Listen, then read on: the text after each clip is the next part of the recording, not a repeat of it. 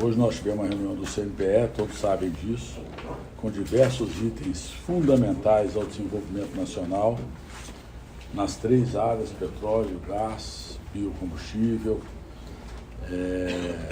Uma reunião muito proveitosa, com 8 resoluções, com a presença do vice-presidente da República, Geraldo Alckmin, com a presença do ministro Rui, coordenador da Casa Civil, e com mais 14 ministros de Estado. Reunião essa que gerou entendimentos muito importantes para a vida de brasileiros e brasileiros. Fico à disposição dos senhores para falar sobre os temas diversos. Ministro, teve uma decisão sobre a retomada das obras de Angra 3? Não. Angra 3 era o último ponto, era o ponto 8 da reunião. Eu disponibilizei o meu voto já na última reunião que antecedeu a de hoje. Hoje eu ressaltei mais uma vez a importância estratégica do setor nuclear para o Brasil, por sermos um país com alta reserva do combustível, que é o urânio, por determos a tecnologia, e que nós temos que olhar a questão de Angra 3 de uma forma holística. Primeiro, porque nós já temos um grande custo, literalmente, hoje afundado ali. Nós temos equipamentos, inclusive eu sempre destaco, o governo anterior comprou, sem a decisão de fazer ou não, 3 bilhões e 500 milhões de equipamentos. Para se acondicionar esses equipamentos hoje dentro da eletronuclear, lá em Angra, se custa 200 milhões de reais por ano para o consumidor, porque os equipamentos têm que ficar todos em invólucro com termostato, todo mês tem que trocar, então com um alto custo para o consumidor brasileiro. Então eu defendo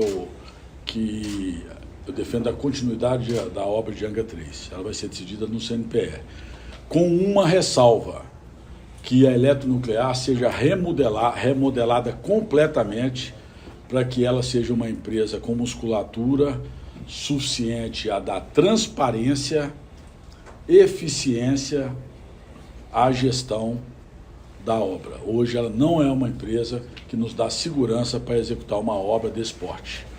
Então é uma responsabilidade compartilhada nossa com a ministra Esther, que é responsável pelas empresas públicas e estatais, pela modernização, que é o que quer o presidente Lula.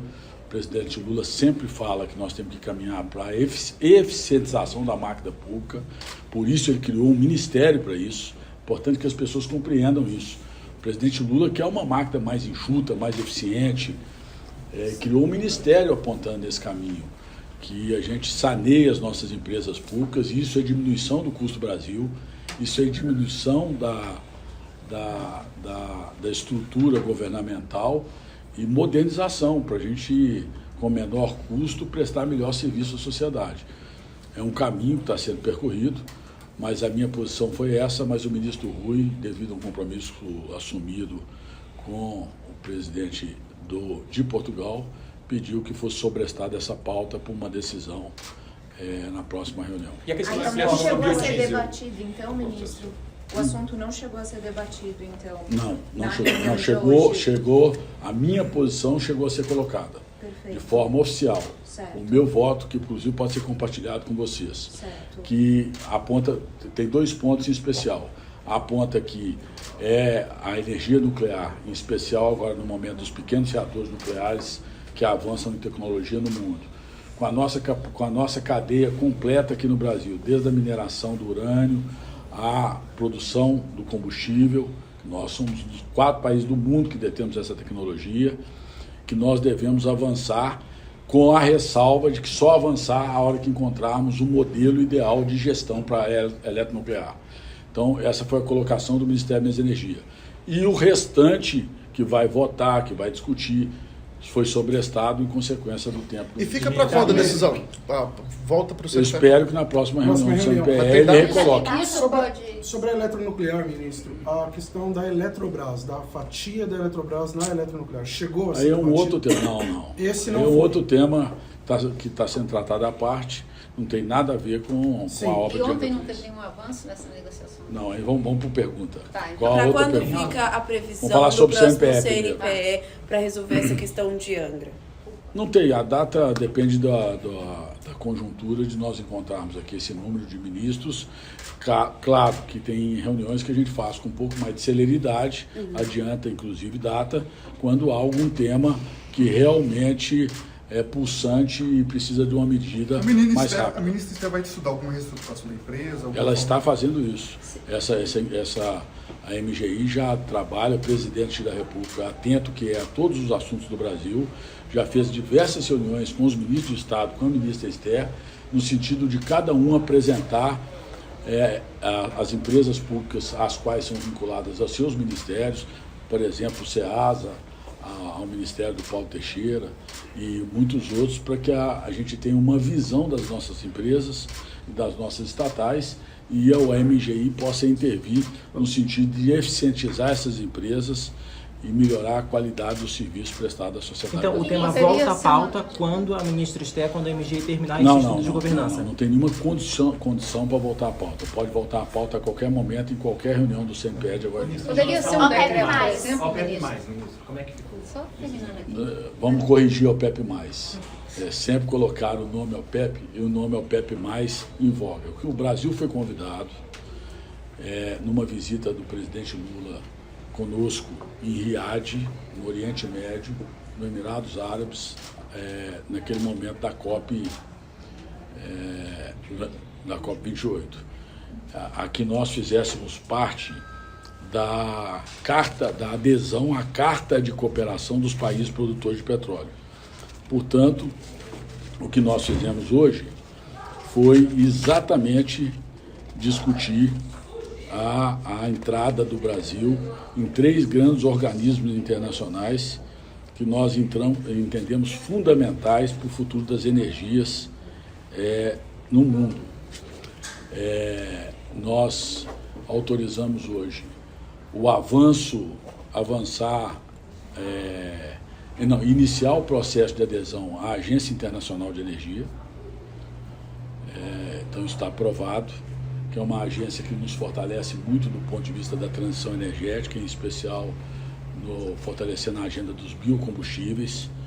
O presidente Fatih Birol é um grande amigo do Brasil, alguém que trabalha muito sintonizado conosco, com os países, não só da OCDE, mas também com os países da África e outros países, no sentido de buscarmos a transição energética que nós todos queremos, que seja justa, inclusive e equilibrada.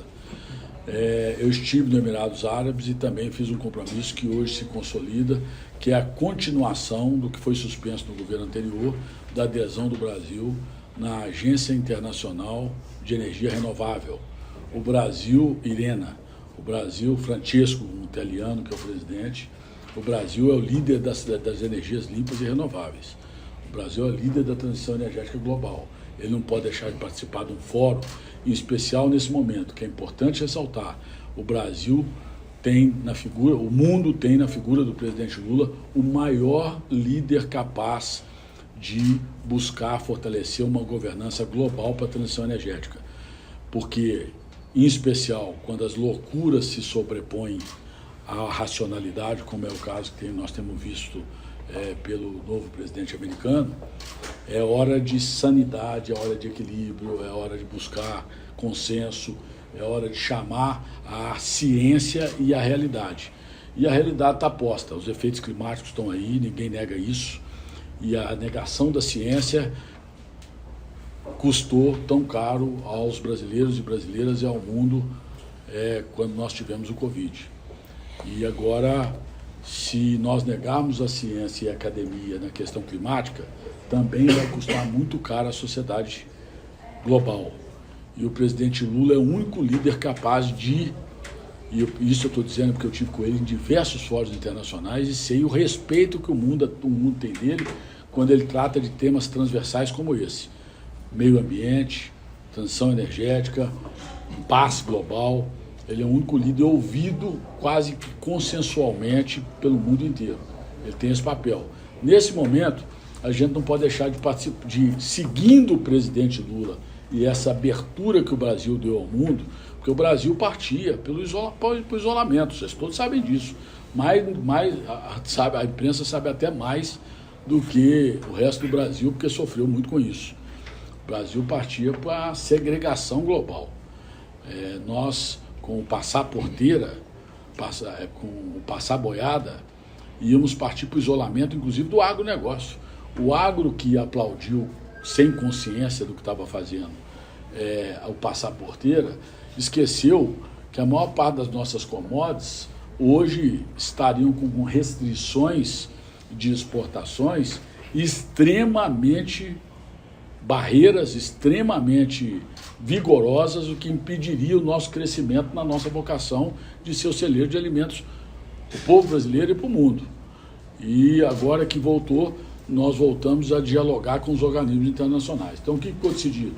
Em resumo, o início do processo de adesão à Agência Internacional de Energia, a continuidade suspensa pelo governo anterior ao processo da IRENA, que é a Agência Internacional de Energia Renovável, e a adesão à Carta de Cooperação dos Países Produtores de Petróleo. E aí me perguntem, para a gente adiantar, isso gera alguma obrigação vinculante ao Brasil? Não, literalmente não. Foi lida e relida na reunião do CNPE, que é apenas uma carta e um fórum de discussão de estratégias dos países produtores de petróleo. Nós temos que nos envergonhar, todos sabem a posição de ser produtor de petróleo? Claro que não. O Brasil precisa crescer, se desenvolver, gerar renda, gerar emprego, gerar oportunidade, gerar tributos adequados para poder aplicar em educação, aplicar em segurança, aplicar em saúde. E o petróleo ainda é uma fonte energética global. E o petróleo nós não vamos, por uma decisão nacional, resolver o problema da descarbonização das matrizes autointensivas, principalmente mobilidade e transporte, seja marítimo, terrestre, ferroviário. Por quê? Porque o petróleo é uma questão de demanda global. Enquanto o mundo demandar, alguém vai fornecer. Basta alguém conhecer a Saudi Aramco, como eu tive o prazer de estar, a maior petroleira do mundo. Para você ter uma referência, eu gosto de explicar isso para a imprensa, porque as pessoas vão se aprofundando no assunto. A Petrobras vale 100 bilhões de dólares. A Saudi Aramco vale 1,8 trilhão de dólares na Bolsa. Ela é 18 Petrobras. Então, a Saudi Aramco é a maior empresa petroleira do mundo, a quarta maior companhia do planeta, só com empresas de tecnologias na frente. Se ela apertar um botão, ela supre o mundo do que a Petrobras produz hoje. Por isso é que eu explico que a margem equatorial, não explorar ou não conhecer, no mínimo, dar o direito a brasileiros e brasileiras conhecer as nossas potencialidades minerais, é uma insanidade. É uma questão ideológica. Não tem racionalidade. Porque, primeiro, é estratégico conhecer os potenciais tanto de minerais críticos, quanto de minério de ferro, quanto de petróleo, gás e as outras fontes minerais que porventura surjam em solo e subsolo brasileiro, em alto mar. É um direito de soberania nacional nós conhecemos. O Brasil vive distorções nessa área extremamente preocupantes ainda. Por exemplo, nós temos 95% de dependência dos nossos fertilizantes nitrogenados. Qual que é a nossa grande vocação? Produzir alimento? Então nós vamos continuar importando, e a hora que tiver uma guerra e que acabarem e não fornecerem para o Brasil os fertilizantes nitrogenados, nós vamos passar o que a Europa passou sob a dependência da Rússia? Eu entendo que isso é uma insanidade. Então nós temos que buscar todas as fontes de integração da América do Sul na questão do gás, na questão da energia elétrica, que nós estamos fazendo, e nós temos que buscar todas as fontes ambientalmente corretas de exploração de gás, por exemplo, para que a gente aumente a nossa oferta e faça os nossos nitrogenados, as nossas fábricas de nitrogenados, e sejamos soberanos com relação ao mundo. Essas coisas são tão evidentes que nós temos que perseguir na medida do possível. Então, respondendo, hoje nós adentramos, foi autorizado pelo CNPE, e nós vamos avançar na adesão à Carta de Cooperação Só dos sobre países essa questão de produtores. alimentos, rapidamente, como é que ficou a questão do biodiesel? Vai ser mantido em Nós 14? mantemos em B14 Perfeito. até posterior deliberação, que pode ser tomada a qualquer tempo.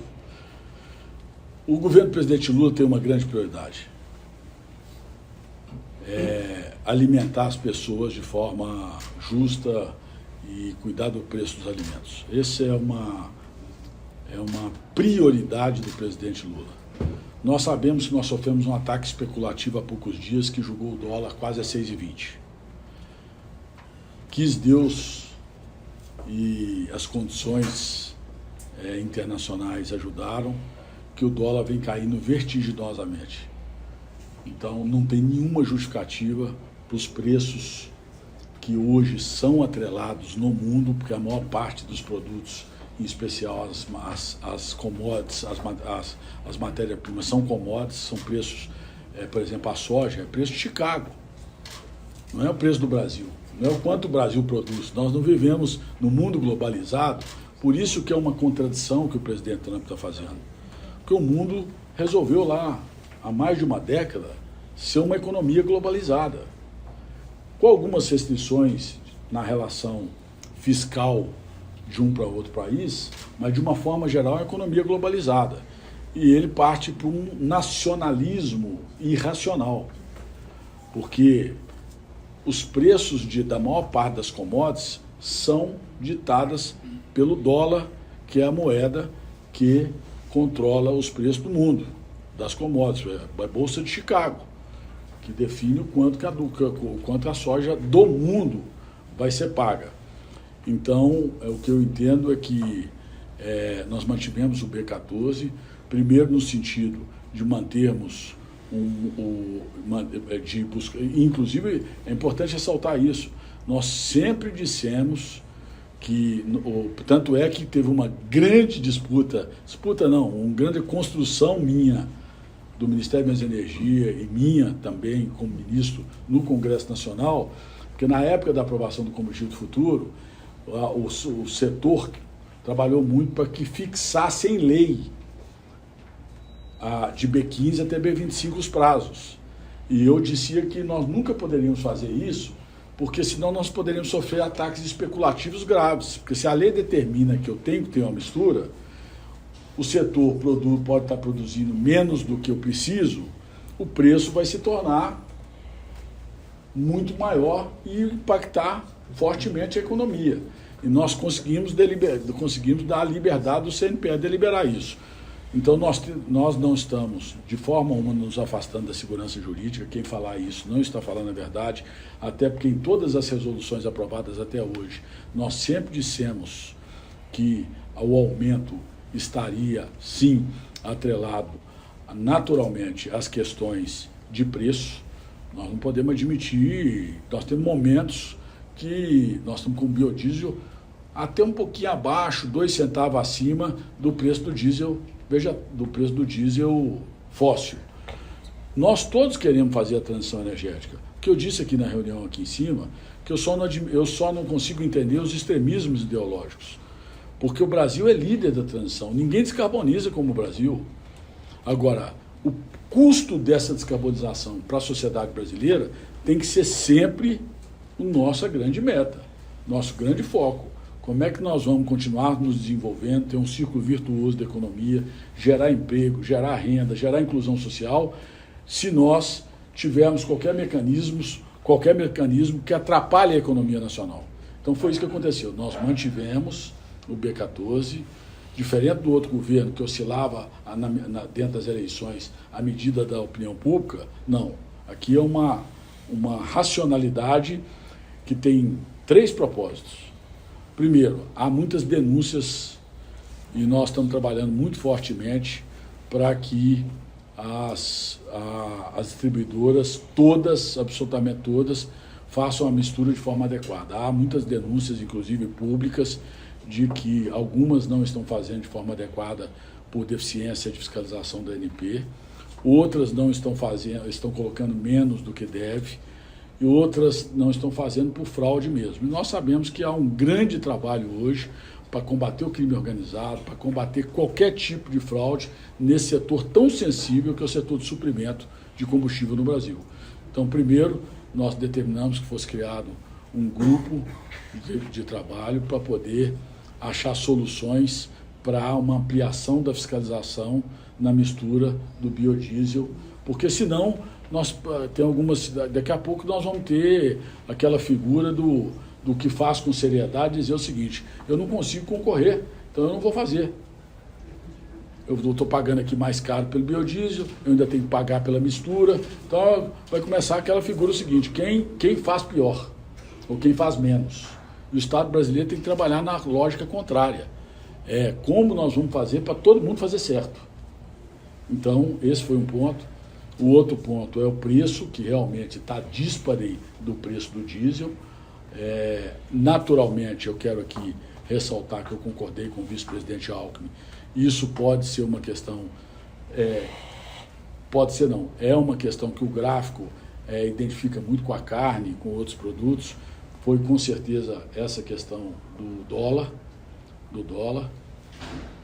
Então nós resolvemos, por prudência, já que a grande prioridade nossa é preço, não só de combustíveis, mas preço de alimento, e nós queremos também, criamos um grupo de trabalho, é importante vocês fazerem o link de uma coisa com outra, para ampliar os produtos, ou as matérias-primas para a fabricação do biodiesel.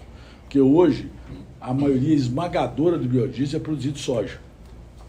Nós criamos um grupo de trabalho para poder aproveitar melhor a macaúba, outras oleaginosas que impactam menos a commodity da soja.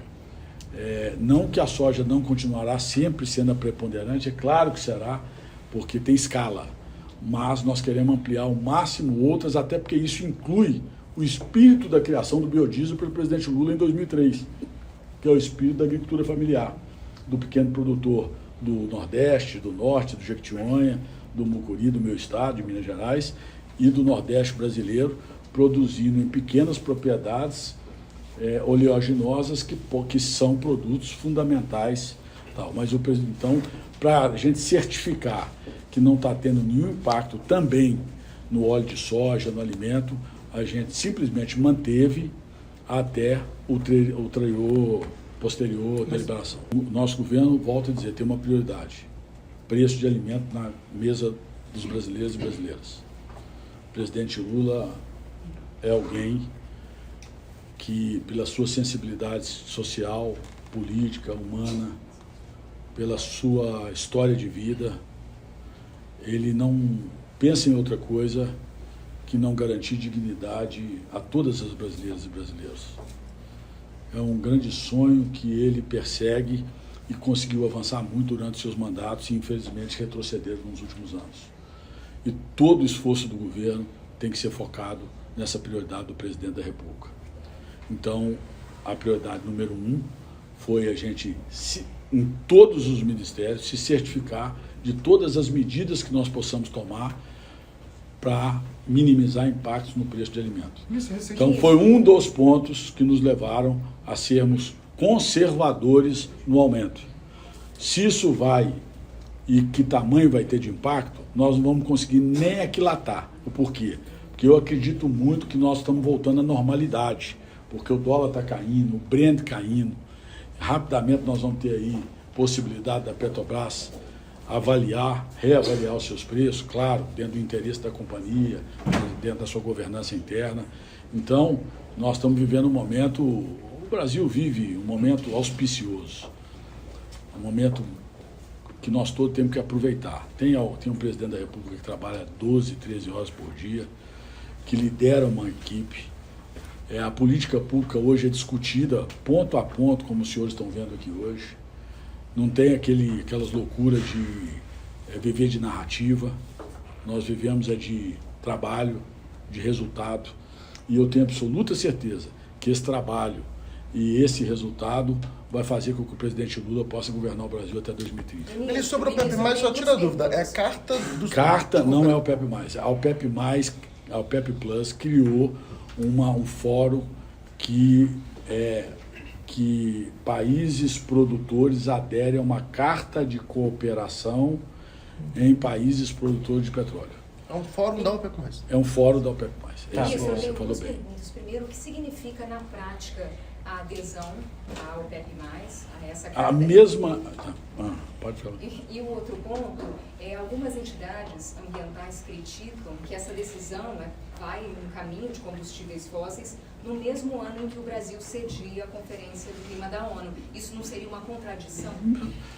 Essa pergunta me foi feita hipocritamente pelo Le Monde numa visita na França.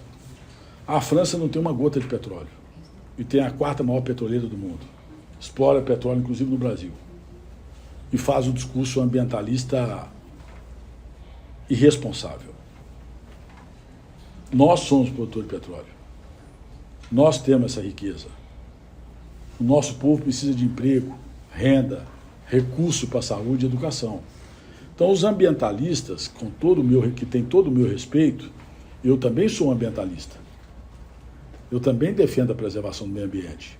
Eu trabalho vigorosamente para avançar na transição energética. Talvez eu me considere até mais ambientalista que eles. Agora, eu quero saber o que está por trás disso. De chamar de contradição um país que é o líder da transição energética global, de aderir a um fórum para discutir estratégia de transição. Qual a contradição? É quem não conhece de geopolítica. O Brasil precisa dialogar com os Estados Unidos, precisa dialogar com a China, precisa dialogar com a Rússia, precisa dialogar com o Oriente Médio. O Oriente Médio é investidor no Brasil. O Fundo Mubadala do Emirados Árabes comprou universidades no Brasil, vai fazer a maior biorefinaria do Brasil, 11 bilhões de reais, comprou a refinaria de Mataripe, é investidor no Brasil. Nós temos que manter uma relação, no mundo globalizado, nós temos que manter uma relação geopolítica adequada. Qual a contradição? Nós vamos nos envergonhar na COP? Quando a jornalista do Le Monde me perguntou isso na França, eu tinha acabado de almoçar com o presidente Macron, e eu respondi para ela: nós nos orgulhamos de termos as nossas riquezas minerais, só que nós trabalhamos, diferentemente de vocês, para termos mais energia limpa e renovável a cada dia, a custo da sociedade brasileira. Nós aprovamos o combustível do futuro, criando o diesel verde, regulamentando captura e estocagem de carbono, aumentando de B15 para B25, aumentando o etanol de B27 para B35, criando a lei mais moderna do mundo do combustível sustentável de aviação. Temos a maior floresta do planeta, tropical do planeta, que é a nossa Amazônia, onde sediará com muito orgulho a nossa COP. Que ambientalista que é esse que não se orgulha do meio ambiente do Brasil? Temos a legislação ambiental mais rígida do mundo. Nunca dissemos que queremos que o IBAMA ou qualquer outro órgão transija na nossa legislação, porque no nosso governo não passa boiada. Mas nós não admitimos radicalismo. Nós queremos gente... Eu já ouvi do meio ambiente, uma certa vez, que se nós temos tanta energia solar e energia eólica, por que nós precisamos de outras? Porque o sol se põe às 18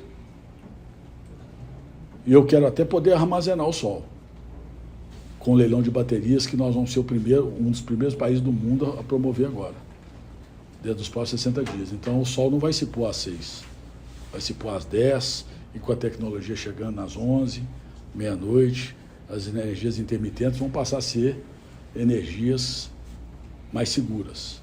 Eu quero armazenar o vento. Então eu vou armazenar o vento.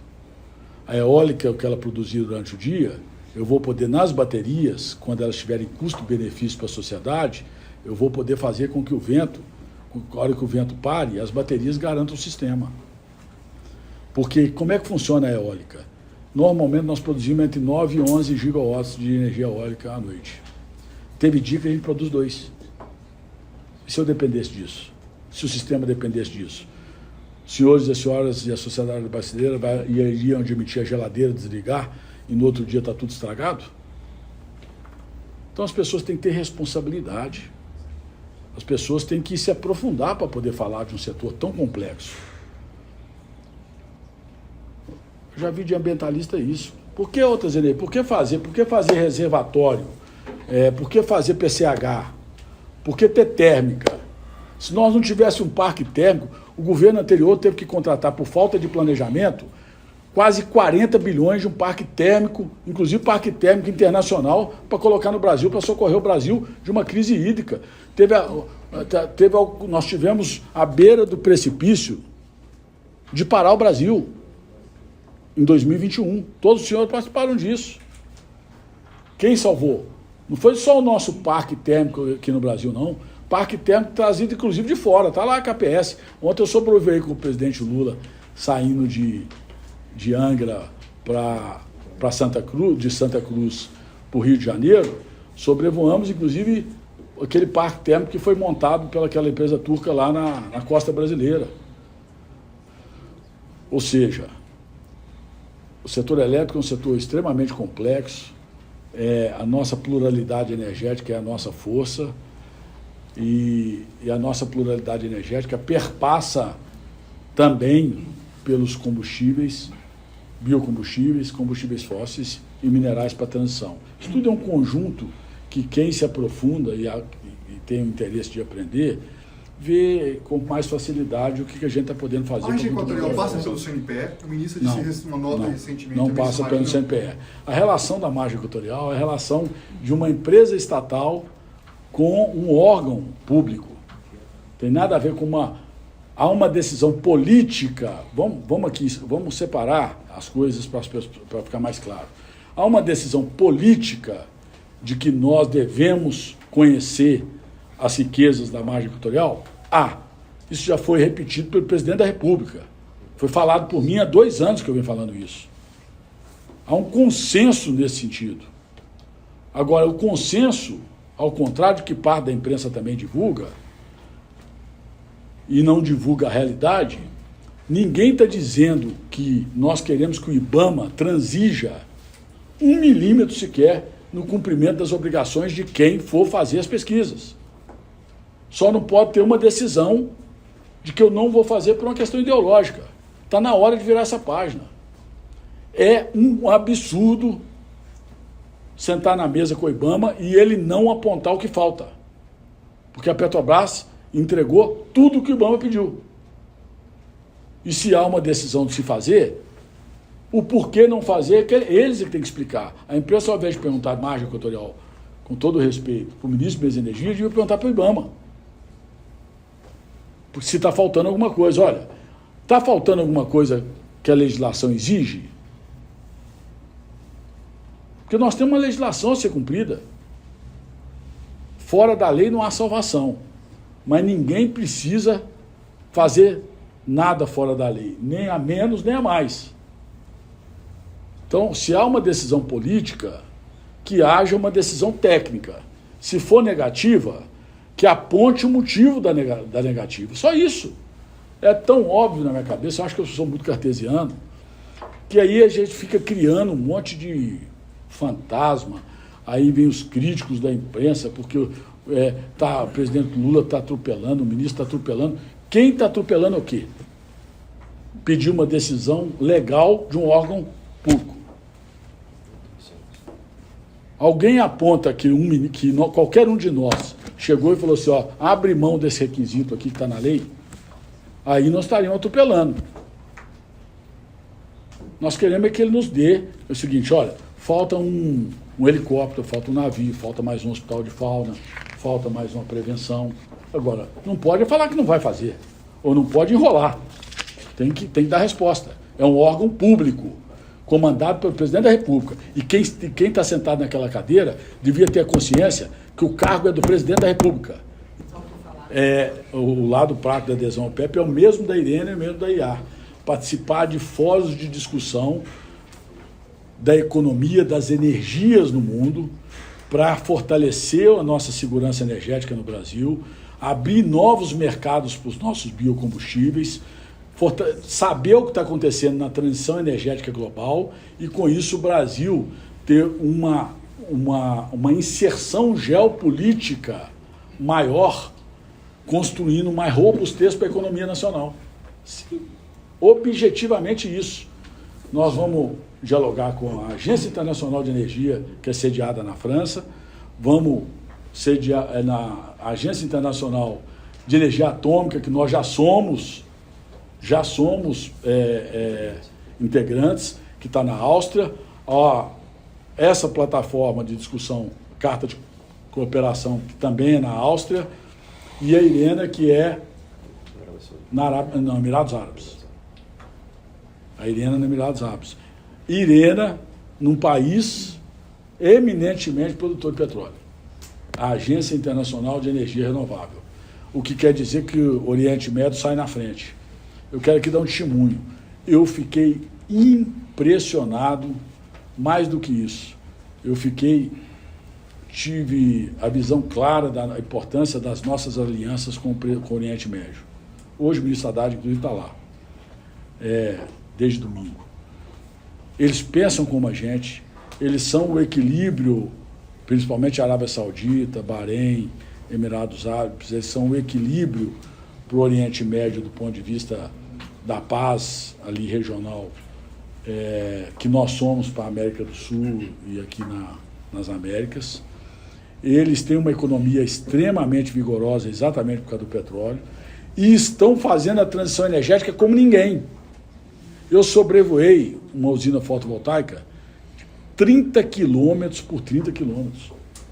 A maior do Brasil tem 1 quilômetro, 900, eu tive em Minas Gerais, 1,5 quilômetro quadrado.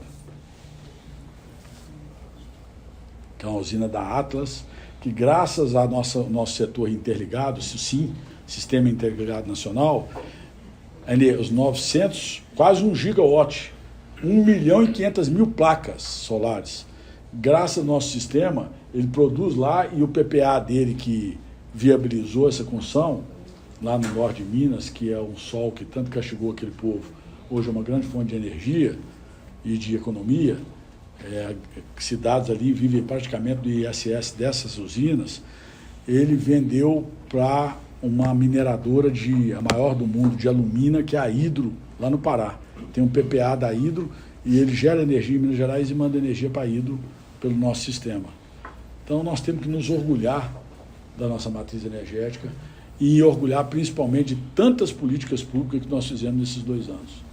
Eu acho, sem nenhuma pretensão, ser pretensioso, mas na história vão reconhecer que em 2 anos e 2 meses nunca foi feita tanta política pública no setor, nesses 3 setores, em especial nos 2, petróleo, gás, biocombustível e setor elétrico, como foi feito agora nesse 3º mandato. Eletrobras, acabou hoje o prazo. Para concluir a Eletrobras. Não acabou hoje. Acabei com a Agência Messias, acaba acho que semana que vem.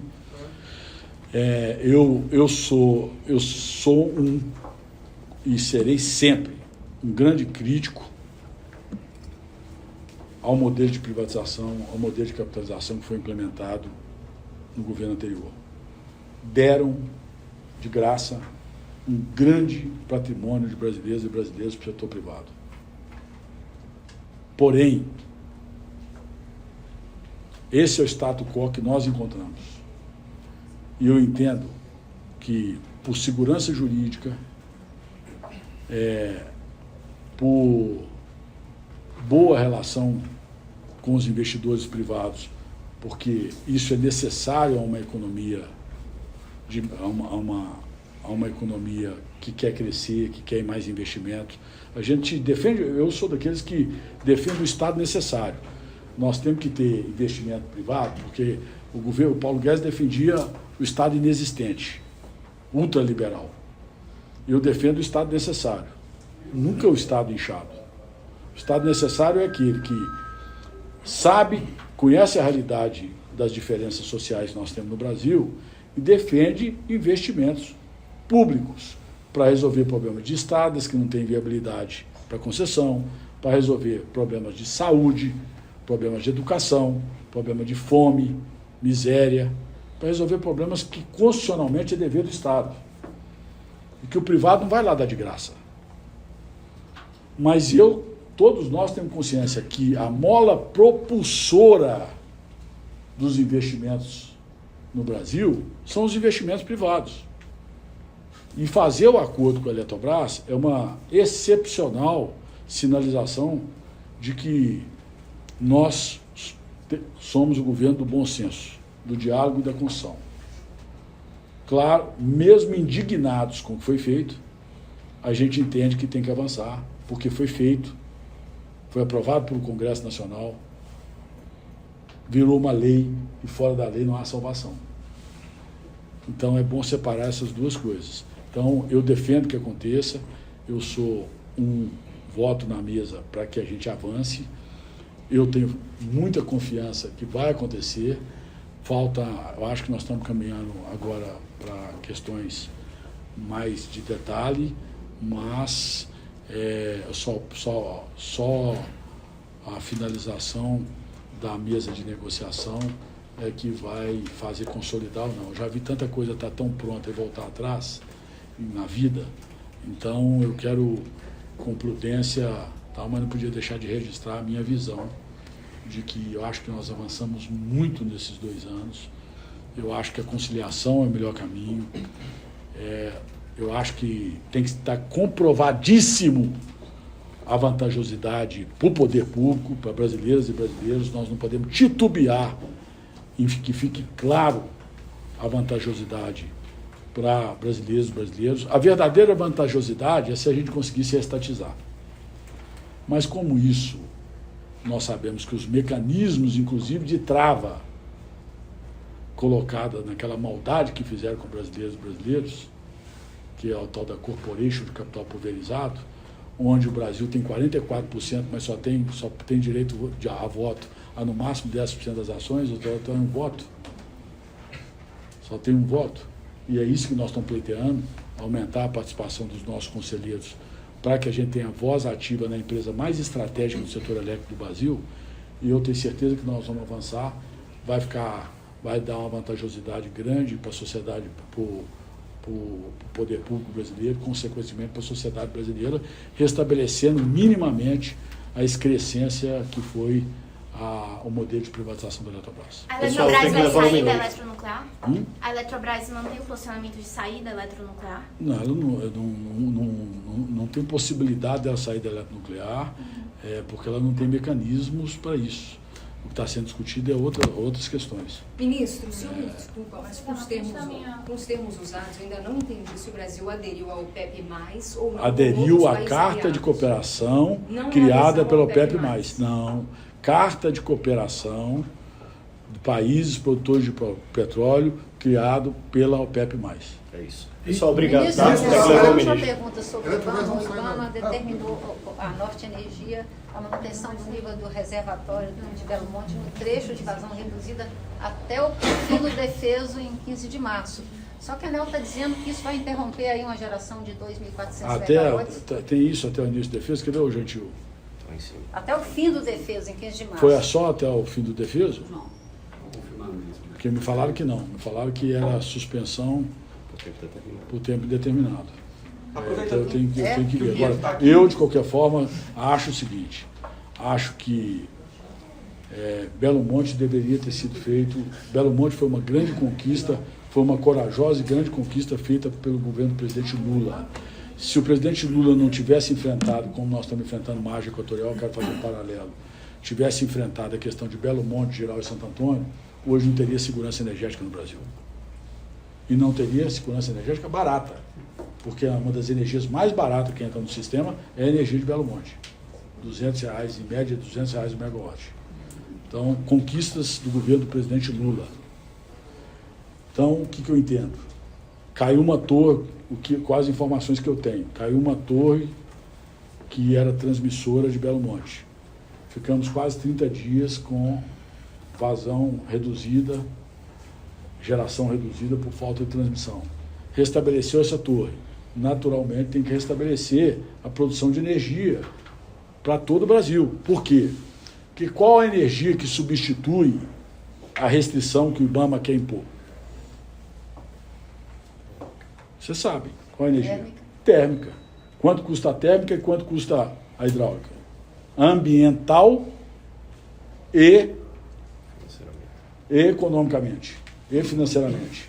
Então, é de obviedade, eu vou restringir Belo Monte por causa da volta de Xingu, que já não autorizou lá atrás fazer com reservatório. Ficou fio d'água. E aí eu vou ligar uma térmica a óleo lá no Nordeste. Está ajudando muito o meio ambiente. Está resolvendo o problema do meio ambiente. Eu vou deixar de pagar 200, vou pagar 800, 600, 500. Eu não, nós todos, brasileiros e brasileiras, consumidores de energia, e vou ligar uma térmica a óleo. Porque para substituir ela no horário de pico,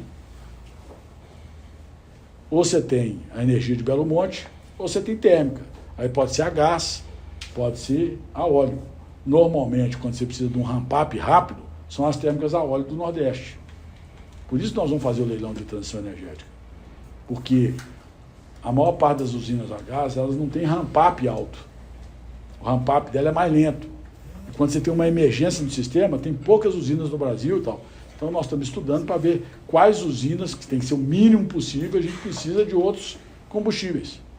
Porque o que nós não podemos transigir é na segurança energética. Nós, às vezes, até no preço, infelizmente, repito, você tem que se sacrificar. Porque energia cara é energia que não tem. Energia cara é energia que não chega na casa das pessoas, não chega na indústria. É energia que deprime a economia, que deprime a produção, que desemprega. Essa é a energia cara. Nós queremos energia barata e energia limpa e renovável. E trabalhamos para que isso aconteça. Com bom senso, com coerência, com diálogo, com construção, com ideias, com sentado na mesa, ouvindo, flexibilizando, para que a gente alcance a sociedade que nós todos queremos. O presidente Lula quer entregar um legado. Uma sociedade mais justa, mais solidária, mais fraterna e mais unida. E nós só vamos conseguir isso com prosperidade. E para isso a gente tem que parar, tem que lutar contra aqueles que querem o retrocesso, que querem brigar, que querem mentir, que querem usar esse instrumento que alguns de vocês estão usando aqui para me filmar, que é uma realidade, mas que mudou, inclusive, a convivência entre a informação e a sociedade. Porque são vocês da imprensa oficial que faziam as informações e se responsabilizavam por elas. Hoje nós temos um monte de delinquentes virtuais que distorcem as informações a cada segundo, desunindo o Brasil. O senhor vai ter uma reunião com o presidente do IBAMA? Como é que fica O que essa vocês questão? vão fazer sobre essa restrição do IBAMA? Já a Secretaria de Energia já está junto com a Casa Civil, porque a Casa Civil intermedia, porque não está definida a intervenção. Agora, eu quero ver só esse ponto que ela acabou de dizer aqui, se é um período da Piracema, que aí, então, o Gentil me deu a informação equivocada. Porque se for um período de Piracema, e se for um período curto, por isso que eu falo, você me deu um exemplo, por isso que nós temos que ter consciência e tranquilidade para decidir as coisas.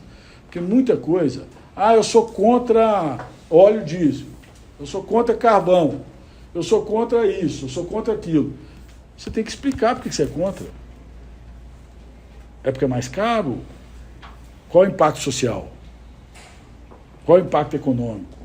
O setor elétrico não é matemático, não é ciência exata. Ele é ciência humana também. Está aí, ó, a prova que ele é ciência humana. Se for para justificar a Piracema, às vezes é um custo que vale a pena pagar.